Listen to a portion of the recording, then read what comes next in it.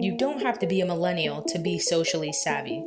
We believe anyone can join Generation Social Media, and your journey starts now. This is the Generation Social Media Podcast by Chatterkick. So this wouldn't be a social media podcast if we didn't talk about the biggest trending piece of content on TikTok ever.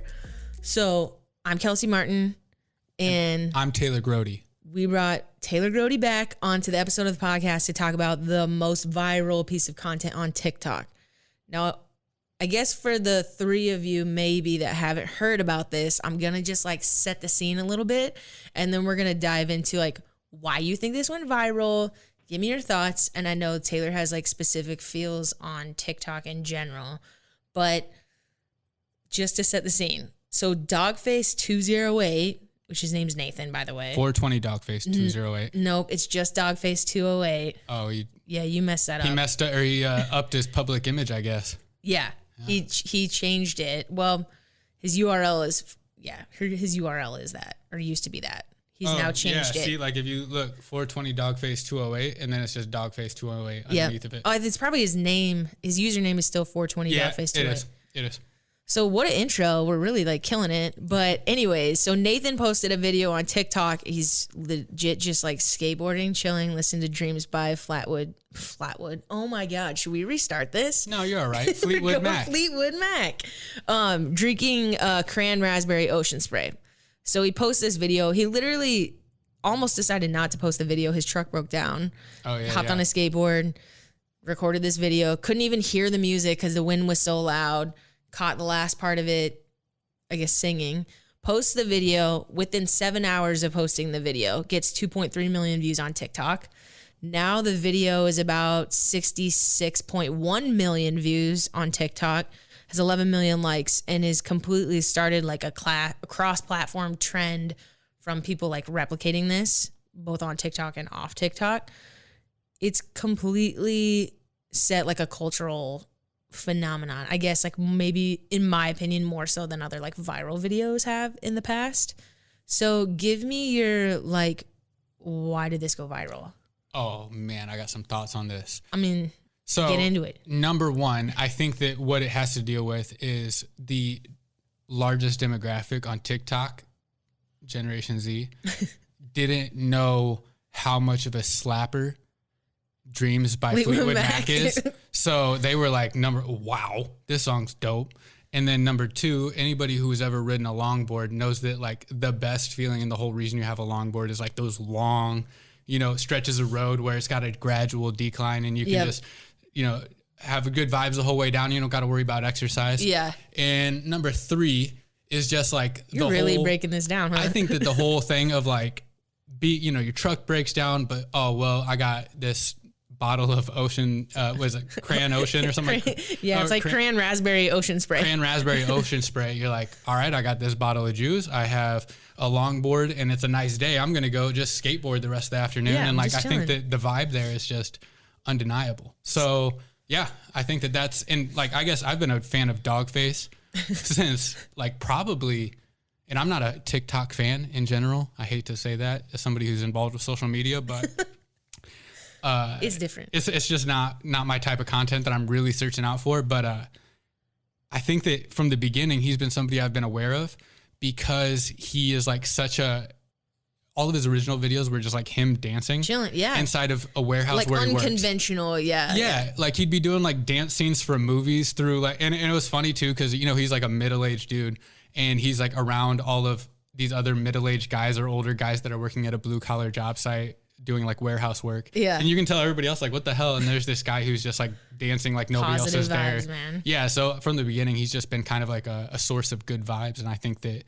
the skateboarding video just brought that to the masses. Yeah. It was like all of the things just kind of combined. But I think I really dislike the word viral in like a lot of sense of it, just because I feel like, as a content creator, as businesses come to you and they're like, help us make a viral video. Like, it is like lightning in a bottle. It's the same concept of like even artists who put out albums have no idea really like which song's going to hit and which one isn't. Yeah.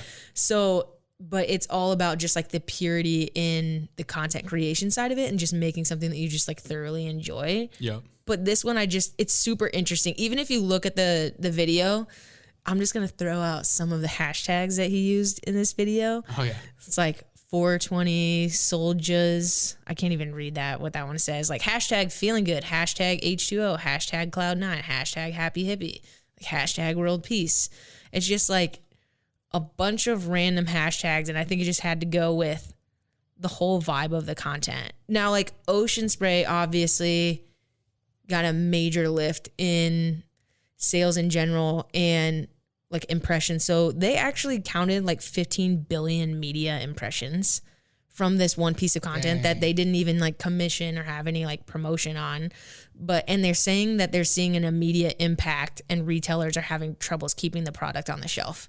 That's crazy. And I guess like I use Apple Music, and they recently did the whole update for iOS 14, and it kind of put the music that's like top of charts or whatever at one click away. So I clicked it, and this was 2 weeks ago or whatever. Yeah. I click it, and number 1 or like the number 6 song in the nation was Fleetwood Mac. Yeah. Yeah. They're topping charts. And now their old albums are getting like high volume of streams. Mm-hmm. So now Told you they slap. they do slap, but like it's crazy because obviously that song was released over 40 years ago, but on the same context of even if Ocean Spray had like realized, okay, Nathan, like you're a really great creator, and they would have paid him to do this, like no advertiser ever would have been able to just use Fleetwood Mac's song, like, and create a piece of content and use that like for free. Yeah. And there would have been a whole level of like licensing. Number 1, in the meeting at the marketing agency that would have put that together, they would have said, I got this creator,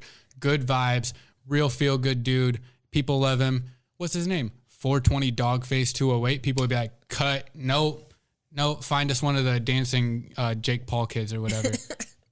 That would have been the instant. Like, I mean, I don't think that I would have never pitched it in a marketing meeting because I know it wouldn't have made it outside of knowing his username. No, and I think that that's part of the thing when you really break down like the influencer model. I really don't think that there is a defined influencer model right now, but what businesses are categorizing as influencers is finding an audience member in your space that has the most followers and is in line with your brand, and then reach out to them and have them like do content for you. Yep. Whereas like he would have never landed on anybody's influencer list. I mean, that's not really fair to say never. He would have landed on mine. He would, but like for a lot of brands, right? Like I'm assuming like Ocean Spray, again, if they were in that meeting and they were pitching influencers that are aligned with our brand, they probably would have went with somebody that had 5 million followers and trying to like get them to create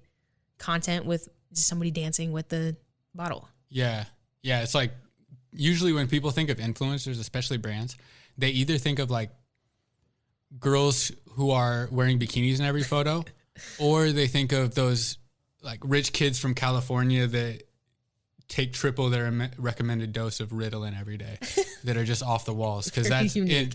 Those, I for some reason, when influencer marketing became a thing, I think a lot of agencies or businesses put those people in their head as like, oh, it's the people who's with the most popular. Yeah, the people with 10 million followers, those are influencers, when it's not necessarily about that. Well, I think it's really interesting that what I like about what Ocean Spray did, so they were listening and saw this happening, and then, you know, they went and they got him a truck and they got him like I'm sure a lifetime supply of the cran raspberry, but they really did like get something moving quickly to help him out and to kind of like capitalize on the moment, which both is kind of like ew, but also the fact that they were listening and in tune with like, regardless of his name, and using like 420 hashtags and 420 in his name, like leveraging that and then using it to like help him out, and then working a marketing plan off of that, as opposed to them just saying like that.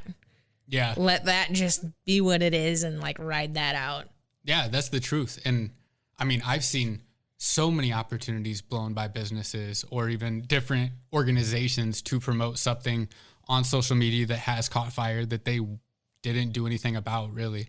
because of some Can I give you an example? Yeah, go. All right, go so for it. I made a music video like 3 years ago now that went viral. I think it did like 250,000 views on YouTube, but then on Facebook through all those like resharing meme accounts or whatever. It was on Unilad. It was on Virality TV or whatever. It was on you got Dope, memed Dope. basically. Yeah, yeah. It was on like the top 5 of the content reshares, and it did like 50 million views between all of them. Like it was one of those deals where I looked at it before I went to bed, and 1 or 2 of the accounts was over like 1.3 million views. Right. And I woke up the next morning, it was 35 million views on that video. And I was going, holy crap. But anyways, that video was filmed in front of Home Depot because one of the people in the video worked a part-time job at Home Depot. So they went in and asked, and they're like, yeah, sure, go ahead. And we filmed inside or out front of Home Depot and in the garden section. So we didn't get in anybody's way. And like that video did 50 million views. And it said at the first line of the rap or the song was, got a house in Sioux City, right? Yeah. And so it's a local group. Dad, the song's called Go to Work. I don't think I plugged that yet. Dad Go to Work is the name of the song. And it's, house in Sioux City, out in front of Home Depot. Neither the city of Sioux City or even like any organization within Sioux City, nor Home Depot took any type of initiative to like go, oh shoot, these guys already created a piece of content that's going crazy. I can hop in on this. Like we were on NBC's nightly news. We had TV shows, like segments on the news. Yeah. Go like bring it up, watch it on TV. They all did like their reactions to it. Still nothing, just crickets. Do you think that, so I guess like to take the context of Ocean Spray listening and seeing this is happening and then deciding to take action, like do you think that those places either just like weren't aware of it and weren't listening and watching, or they just like literally don't know how, or were too terrified of it because it was rap? I think it's a little bit of the don't know how, don't even know where to start, don't even know that it's a thing that they should go, oh crap, this is going crazy and we have a tangential relationship to it.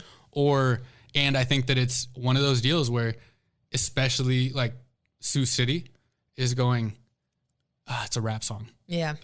You want that to like brand us. Even though I don't think that there was really a cuss word in the song. I think that it's a really good song, by the way. Yeah. This is a good plug. I mean, their first album did have cussing on it. So the album that song was on, and I that song didn't have cussing on it because from the start they were like, oh, we want this video to be on Ellen. Sorry, there's a fly.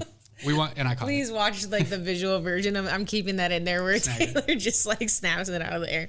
But from the start they were like, we want this to go on Ellen, and I was like, we'll see. Because I think I'd probably made 40 music videos up to that point. I think all of the memes were like dad's murder trap beat. Yeah, it's like who's dad? Come get your dad or something like that. Yeah. So I mean, it was really easily memeable. It was like content that people can relate to.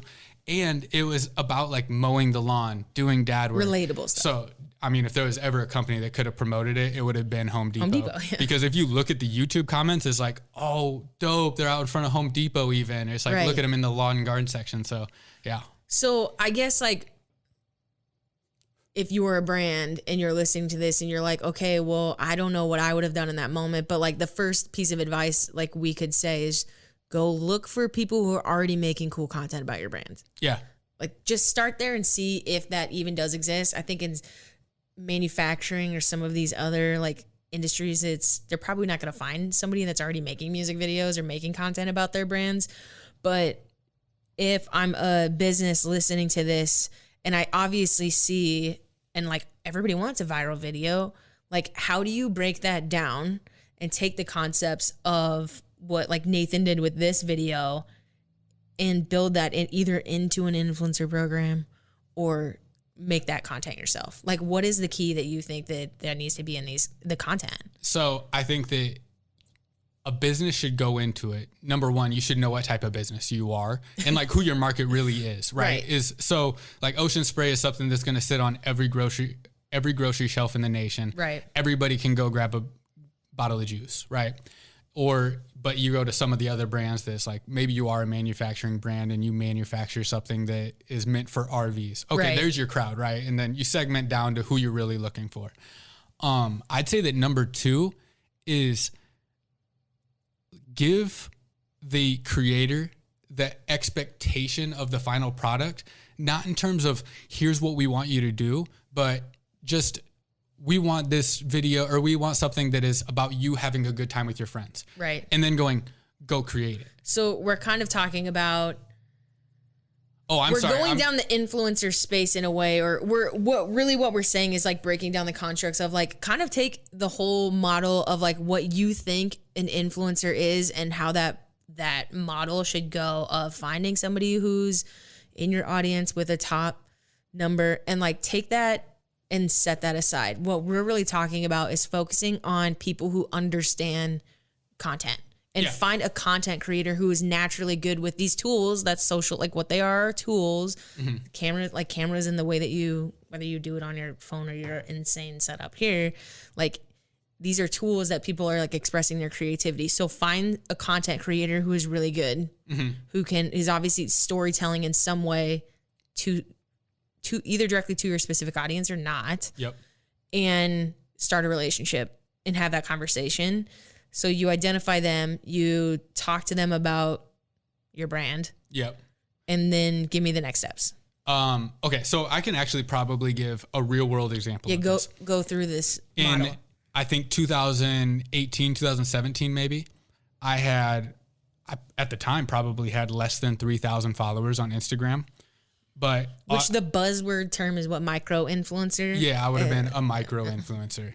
And I guess I specifically made content about Sioux City and Iowa in general. Like all of my stuff was either like very Sioux City specific, like warehouse districts and stuff like that. And kind of like the dirtier side of Sioux City, I guess. I call it gritty. Yeah, the realer side of Sioux City. Plus, and I did like a lot of like farm, or not farm, but like rural content. Right. So, and it was, all of my stuff is still pretty centered around like those two topics, right? And Budweiser reached out and said, hey, we are doing this 50 states campaign for the America Cans for the 4th of July. We've selected you to be the representative from Iowa. And, you know, I definitely wasn't the person in Iowa with the most followers. Yeah. There's more, everybody who is some level of fame is more famous than me in Iowa. Right. And, right. But they were like, we think that you represent what we're going for pretty well. And it's like, I guess I do. I do drink cheap domestic beer. So you hit the nail on the head. Yeah. And, I just wish Busch Light would have reached out, honestly. But they kind of gave me some parameters when they reached out. They said, on the 4th of July, we just want you to share a video of you doing something that is recognizably Iowa. It's an Iowa view with the Budweiser can in your hand, and like either being with friends or being alone. But, you know, and then they gave the parameters, like nobody under 21 can be in the photo. There can't be anything illegal going on. Yeah. You can't look like there couldn't be any cars or any other motor vehicles. I mean, they really kind of gave you like a very narrow. Yeah. Well, I guess like they kind of really what it was is just like, it's you having fun with Budweiser in Iowa. And I think what I had to do was send them a few different photos, and like they had no part of like the actual production process, but a week later, I sent them back like 5 different photos. I was in Okoboji for some, out on farms for some, that kind of stuff. And they were like, any one of those will work. So go ahead. So they had to approve the content that you were going to post? Yep. And then not necessarily, I guess, approval would be the word for it. But, you know, like I said, they gave the green light to everything I sent over. Right. And I could do anything I wanted for the caption. I just had to say like, this Bud's for you, I think. With the hashtag. Hashtag this Bud's for you. And then I had to do the ad stuff or whatever. And this is before they had the whole like designation of ads. Yep. So it was just like you had to have on the first line, I think, hashtag ad. Or hashtag sponsor. Yeah. So yeah. And then I guess that's a good example though of like a major national brand going with somebody who fits what they're trying to do and let them do their thing. Rather than like they vetted you as a creator and then just was like, here's an opportunity. Yeah. I think, you had to buy the case, right? No, actually it was pretty dope. They sent me, I got paid for it plus a 24 pack of beer plus a bunch of like exclusive Budweiser merch that was only for the creators for that thing. Okay. So you got some swag, and got paid for it. Yep. Like, did you do one post or multiple posts? Or did you One post. Okay. And I don't think I can talk about like the money or no, whatever, that's fine. but yeah. But so you did one post, they gave you swag. Basically it was like a sponsored post. Yeah. But so like to me, that story that you just told is like very much in line with like what people think is like traditional influencer model, but more like a micro influencer route. How can, like, taking that, again, it's way easier to conceptualize this for Budweiser. Right. And I guess that's from that's from the start. That's good. That's going, we want to do an influencer campaign. Right. Where with the Dogface thing, I wasn't like in there for the conversations or whatever, but it's more just taking conversations going on about your brand and being a member of that conversation or being a part of that conversation. Right. So I guess I can't really tell you off the top of my head if Ocean Spray did anything besides like promote, share it, promote. Yeah. After the fact, all they really did was, they made content out of getting him the truck. Yep. They publicly acknowledged and like gave him super props. And I think the CEO, who used to be an executive at Tyson Foods, by the way, he's only in the job for 3 months when this thing went viral. Yeah, he better claim credit for that too. Isn't that insane? Yeah. I think that's crazy. But basically, they didn't spend any money on the content. Mm-hmm. They weren't a part of it. They just recognized it and are now kind of like riding the coattails of that. Yeah. I think they did end up hiring Dogface as a content contributor and have brought him kind of into the fold into some of their marketing strategies that they're doing now. Mm-hmm. But as far as that, like, they had nothing to do with that piece of content. And I think that's what people are chasing is like, how do I make a viral piece of content? But you have to kind of break down this video as like, there was nothing commercial about this whatsoever. Yeah. It was an authentic moment shot on a cell phone. There was no production value of it. It was really just just the vibes of like exactly what he put out. And I think that businesses then get to the point of like, okay, well, what do I do with that? Like, how do I either recreate that? And I think this video in particular breaks the constructs of you don't have to do a formal influencer campaign. No. Like, just find people who make really cool content and have conversations about having them make content for you. Right. And I know I've had this conversation with clients a million times. Pretty much any time I've pitched when they want a really social video, like, I don't want a commercial. I said, thank God. Number 2 is, but when I'm in those conversations, I always try and reiterate the fact over and over and over is like, you don't want to start with your logo. You don't, because people go, that's an ad. Next, and it's like, if that would have started like Ocean Spray, and then it's like, my truck just broke down and I'm skateboarding down the street with Ocean Spray. Right. Everybody if you would have like, wrote this. Okay. It's like, this is terrible. Right. Yeah. And it's like, in that version, it would have been like him holding up the Ocean Spray bottle, be like, life's all right because I have Ocean Spray. And that would have been the whole commercial. And that would have been stupid. That would have never worked. Right. And would not have gone viral. No. And I guess like that's the thing to me is that I've always tried to get like, let's get your product can be in the video. Right. But like, let's try and not make an advertisement for your product. And I think that that's something to be aware of if you're even trying to reverse engineer the success of this video outside of just reaching out to somebody, right? Is just like, don't make an ad. Stop making advertisements. Well, I think that that should be the slogan for influencer campaigns or just working with content creators in general. Like, don't make ads, just create content. Mm-hmm. And I guess in terms of, probably to get back to your original question of how do you get involved with that if you're a brand? Reach out and do exactly what Ocean Spray did there. Like find a network of creators that are really good content creators, but don't ask them to make you an ad. Just say like, hey, we really love what you're doing. Yeah. Like, here's some product. Yep. If you make content with this, like, we'll keep it coming. I don't know. Like, you'll get more products. I think where things tend to go left in this scenario, and I have nothing against this brand, but like Bang energy drink is all over TikTok.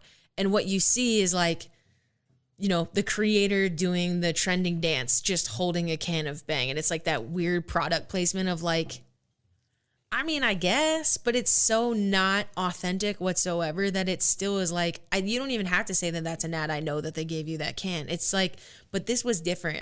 He obviously didn't make this content to promote Ocean Spray. Mm-hmm. It just happened. But like, he didn't go into this like making an ad. No. And that's, I guess you could even go further in like everything that's really had like cultural revivals due to, I guess like artist mentions or creator mentions. Like think about Levi's 501s. Nobody had a pair of Levi's 501s before Kid Cudi started talking about having 501s in his songs, right? But like, I can't remember Levi's ever attaching themselves to Kid Cudi on that. Nobody wore Converse before Wiz Khalifa started to. Like, it wasn't a widely worn shoe.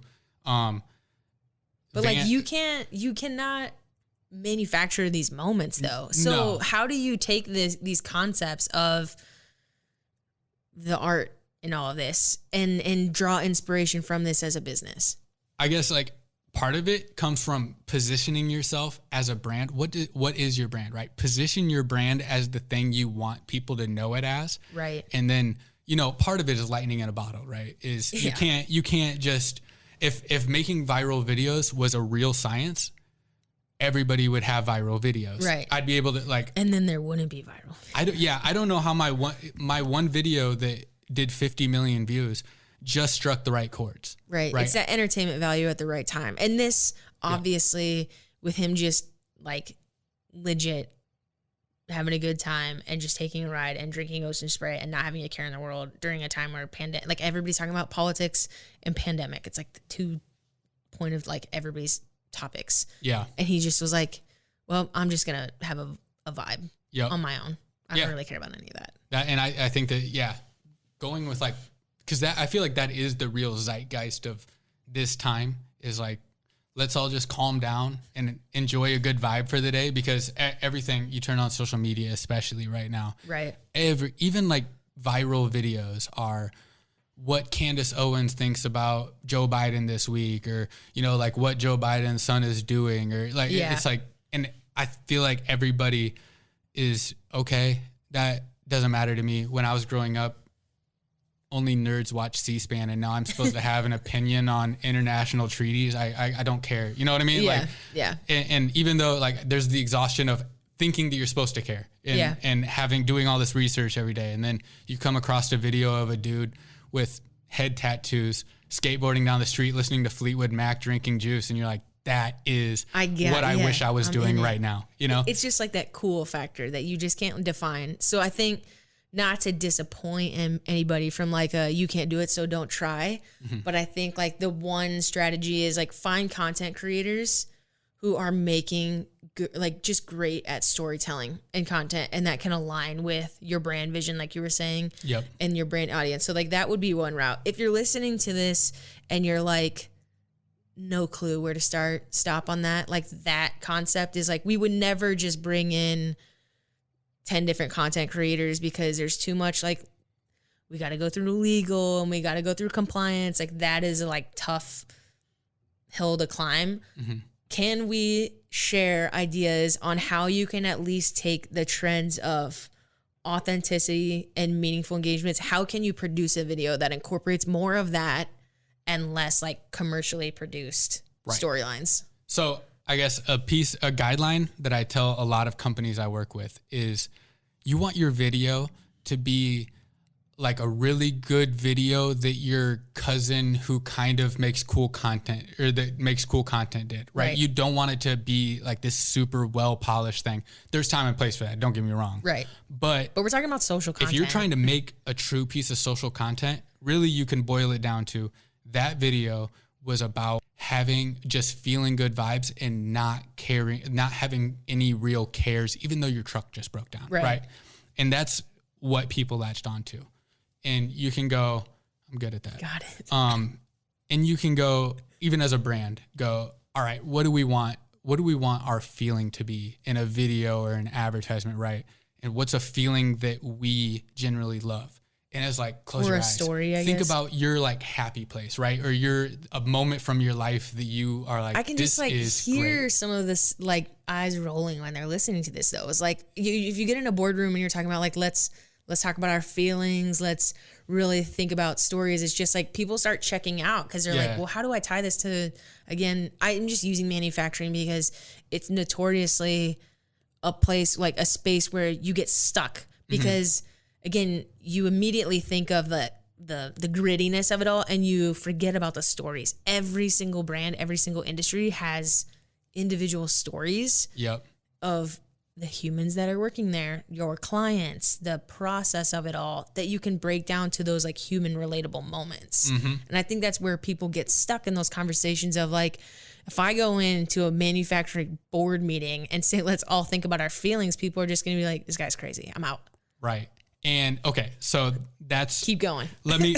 So manufacturing. Can I just give like some manufacturing thoughts and examples? Yeah. Okay. Number one, I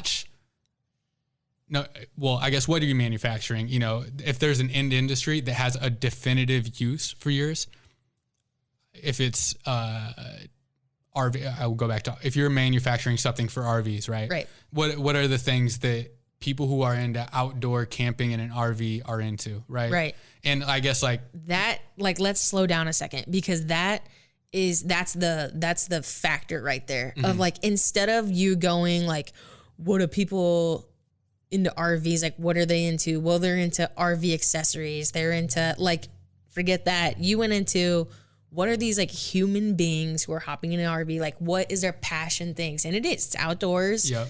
It's the experience. Why do they have an RV? There's two main reasons that somebody has an RV. Number one, they're retired and they wanted to see America. What do people who chose to live this nomadic lifestyle as retirees, what are they into? They're into cool experiences. They're into seeing big sights.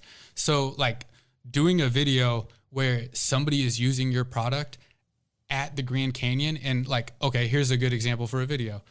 My dad's never seen the Grand Canyon. He'd like to see the Grand Canyon. Somebody should give me a camera, give me their RV product, and I'll film a vlog of taking my dad to see the Grand Canyon for the first time in an RV, and this product that, you know, was used in the RV is like what made it all possible. It's a part of the experience. Yeah. It isn't the point of the video. It's just a part of the experience. Exactly. Nobody cares about that. Nobody cares about your your new hitch, right? But other than you and all your employees, because it's super important to them. But we care about it. We care about it. Yeah. I care about it. I don't know about Kelsey, but I do. But you can go, you know, so you take that and it's like, the Grand Canyon experience is what the video is about, or something even more local, you know.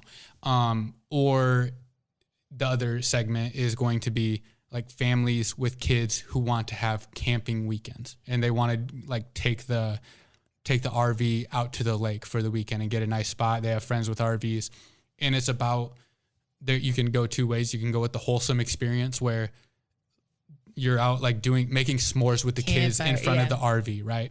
That's one option. Or number two is the new dad on the block pulled up flexing on everybody else with his RV. And some people are going to be into that, but either, you know what I mean? Like either way, you talk about like you take the end result emotional part of it, which sorry to use emotion again, but it's like the human part of it, right? You take the end result, what the human experience and what our wants and desires are. And you go, all right, the video is about that. And who makes videos in this space. If you on YouTube and you type in outdoor vlog or like camping vlog, you're going to find my buddy Josh Brandes, who like makes crazy cool content about his like travel experiences. Yeah. At Brandy Films on Instagram, my boy. But yeah, he's like, you find somebody like that who makes crazy videos where he travels to the Galapagos for the weekend to go make a video. Right. And you find a way that your product can help him do that, and you give him the product. Right. Yeah. And I'll promise you that it's going to be far more worth your money than hiring a commercial crew to come into your office, make a commercial, and try to run that commercial on Facebook. Because, you know, whether it's the difference between paying some creator maybe $1,000 plus material cost, or paying a nice like a high-end commercial company $10,000 to come in and make you a super polished commercial, the influencer authentic experience video is going to outperform the big polished one tenfold. Yeah Love it. I mean, unless you really screw up the placement and the targeting and all that. But ooh, now talk you're to talking. Chatterkick. Yeah, now you're talking to like the nerdy side of things. I mean, I think kind of going to, so we talked about, I guess, like an influencer route that you could go and giving them the space to create social content and they're publishing it on theirs. The second one, kind of what you just talked about, is finding a creator and enhancing their experience with your product or service. Yep. And then, I mean, I just want to talk about it just because it's another option of like, okay, so how could I partner with Honeywave or Chatterkick in creating this experience? And I feel like you've done this before in, again, like it's not our favorite way to do this, but like it really is that like documentary style, like storytelling. And you can do this with like, whether your objective is to sell a product or create a like really cool recruitment video, but it's still about like capturing the stories, the human stories. Yes. I think that a big piece for a company who's listening to this and goes, I want to do that. What's the actual like actionable steps? Right. Break it down. Is if somebody reaches out to me specifically, Honeywave people are generally getting in touch with us more about like a video they want to do, right? But if they get in touch with me, and this has happened many times, but if it's like a marketing department manager who approaches the situation like, we need a video. If they hire Honeywave and they hire the company, they're getting a company to company experience, right? If they reach out to me directly and they want to use me as an influencer, but are expecting me to return, basically work as a video agency for myself as an influencer, but operate like a video agency to, return, meet this deadline, and we want these 3 key points, and we gave you a script, that we want you to say these 4 talking points. I pass on. I never get involved with those, honestly, and I usually don't even return the message because I'm like, I'm just so uninterested. But is there a way that again, like we know that the virality of this is like the lightning in the bottle scenario, and we talked about different ways of like reaching out to content creators and having this, leveraging this strategy as a part of your experience. But is there a way to partner with an agency to create some sort of storytelling content that, in all honesty, like some of our friends and brands are not going to just go into the space of reaching out directly to the creator, because there's a lot of risk in that. Yeah. I mean, maybe not as much as people think, but there's risk in that. How can a business, like let's say, we'll drop the manufacturing thing. Like let's go to finance, because that's another one that has a lot of layers of like legal and compliance. Yeah. How can a financial institution take this same concept of authenticity and meaningful content and partner with a video agency to replicate in the best way? It's the best term that I could come up with. Yep. Okay. So number one, I'd say if you're the business going into this, know that you should stay out of the way. I get like not in like a rude way, but like, you mean in like the creative development of it? Yeah, well, you can be involved in, I guess I would say, be involved to the extent that you can say no to an idea. Like doesn't represent us well. Yes, like that's not a good, like we can't, or, in the financial industry, like we can't talk about this or this. Like we kind of have to maintain some strict guidelines on these things. So let's stay away from that. I'd say those are the kind of guidelines you should be giving, but I think that you should say like, these are the emotions that we like.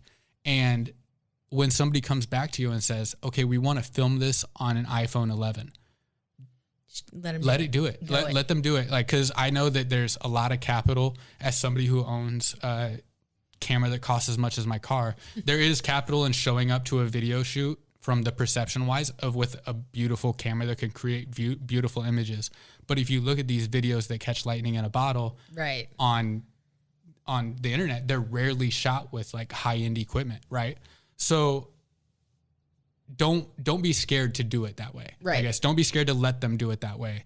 And both if you're partnering someone or even just taking this advice of like, if you're the marketer and you're going to go capture these stories, same thing. Right. And I think that like what you also can look at is it's relatively cheap, right? If you're willing to do test it and see what happens, because you can't, like I said, you cannot manufacture a viral video, but you can manufacture an authentic video. Dogface has 735 videos on TikTok right now. Yeah. I just looked it up. Yeah.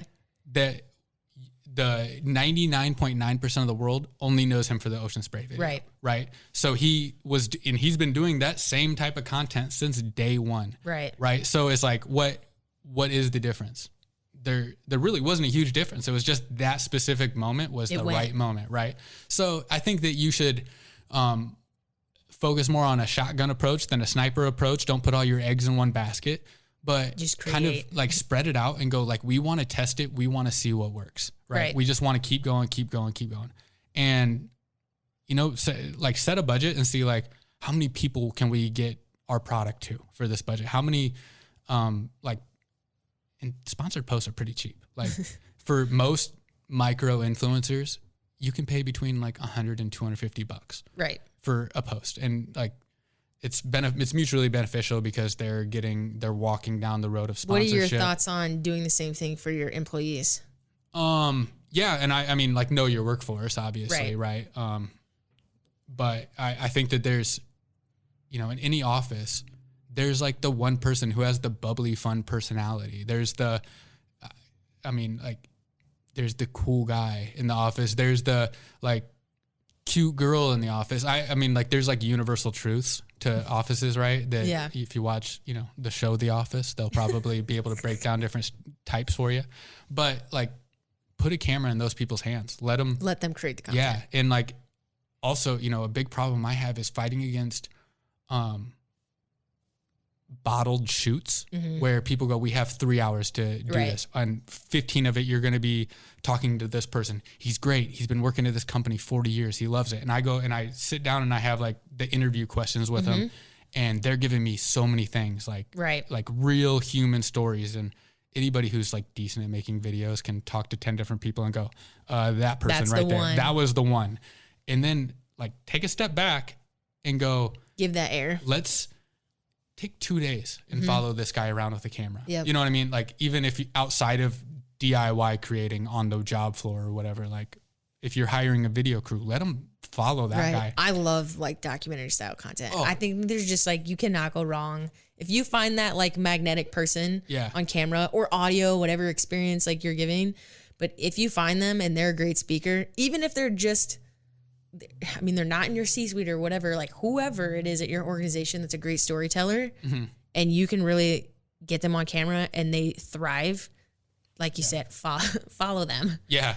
I mean, in Sioux City, we're overloaded with like triumph of the human spirit stories. Because if you look, especially in manufacturing or like processing in Sioux City, we have a largely immigrant workforce who came from countries that it wasn't a great situation, and they've like overcome all that to have a family here. And it's like the fact that we don't know about any of those stories because none of them are being told by any business. Like those are just a bunch of opportunities wasted. Not that you should capitalize, not that you should go, that's a good story. Let's get that everywhere. That. Don't come at it from an exploitation route. But I think that if you're a manager or a company, smaller companies, you should be invested in your workforce enough to the point that like you go, that dude has been working here for 10 years and let's shine some light on that. And he is unbelievable. Like, and you tell that story. Right. So I think that is. Everybody's afraid to do that though, Taylor, because they're like, what if he leaves? Yeah. Well, it's okay. You know what I mean? Like you do it again with somebody else. Yeah. Maybe, maybe don't do somebody that started that week, but like, I think that there's, again, in like the more blue collar industries, there's people who are there who don't have a ton of other opportunity to leave, and who like your long-term employees are, and people who are dedicated and loyal to the company because you've been loyal to them. Like share those stories. But the best thing about social is that he leaves, you take that down, you put something else out. Just a volume game that you can really play with. Just that story, it only has so many days anyways, or so much legs, unless you like really put it into advertising. But you can really have a flexible storytelling strategy, and you can swap those in and out for whenever they work. I'll give you here's a dirty secret of the video creative industry. Everybody leans in. people who make videos like me will cut price breaks for videos we really want to make. You know what I mean? So like if somebody goes, hey, we have this guy who's dope. We want you to tell a story. We want you to make a story about him. It's not about our company, right? We're going to share it, but it's about that or this woman, right? Mm-hmm. Follow her, like get to meet her, come in one day for a quick 3 hours, right? Get to know them. Yeah. And then like go back to the drawing board, find out what the story you want to tell is, then come in for 2 days, 3 days, whatever, and do it. Like I'd be so more willing to like, I'm going to find a way to make that work on my end. Cause it's just a dope idea. Yes. I mean, yeah. Like video creators and especially that work in like the advertising arena are starved for doing projects that they care about. And if you're interested in it too, as a creator, like hands down the audience will be interested. And if somebody says to me like, hey, we want to make this commercial for a business, like I want to make your business look good in that commercial, but I want it to be as expedient and as like, I want to make my time. I want to make as much money as I can with the time I've allotted. Right. Right. So I'm going to keep it encapsulated. It moves in, moves out, and pay the bills.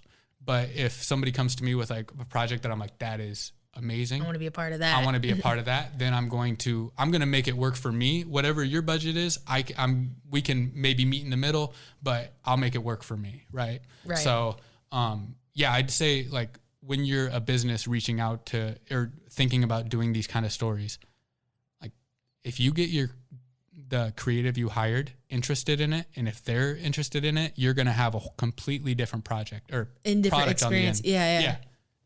Love and it. Like I said, make the video should be about the person, not about your company. Don't start with a logo. You can do lower thirds, you know what I'm saying? But like and even here's a secret that I don't think that most businesses have caught on to on social media yet. You don't need to put your logo all over your videos because all of your information is right there, clickable right above it. So people who care about a video will click on they'll find out more about your company. Right. Right. That's going to do way more to attract people as recruits than. So what's your favorite part about being here? Well, I really love the friendly atmosphere. People say it a lot, but we're more than a team. We're a family. Like, there you go. That's every video I make. You know, just read your last script. No, so, think about what you're tired of seeing on Facebook. Like, take a step back. Even don't look at it as like your company or your marketing department. What do you want to see when you're on social media? You don't want to see a commercial for some other business. Right. Any of those stories that like you've leaned in on or you've stopped scrolling on. Yeah. They're usually stories or like they're super entertaining. Right. And it's rarely like crazy cool video effects. Not that like there's a time and a place for really cool polished videos. But there's also, if you want to humanize your business, tell human stories. Right. Yeah. Well, we went a long ways, not a long ways, but I really do I love the content that 420 Dogface 208 posted on TikTok. Yeah. I love that it went viral. I love that these conversations are happening with businesses of like, well, what the heck? Like, how do I do this? And super appreciate your just like ideas on how you could not recreate, but like really take this as inspiration and then bring it into your business. Yeah. Yeah. I think that's, just to leave a few cliff notes at the end, like drop the bombs at the end, like go. Tell human stories. That's why that video went well. It was a universal human emotion that was being portrayed in the video. And you could never book a shoot where you're like, I want the sun to be setting and all that kind of crap. So stop controlling the environment. Really, you can't manufacture a viral video unless like you put a fake Justin Bieber in your video, which has been done. You can find videos about that on YouTube, but you can't manufacture a viral video. So the only way to really get a viral video is to have something that people identify with and want to share and want to show their friends, right?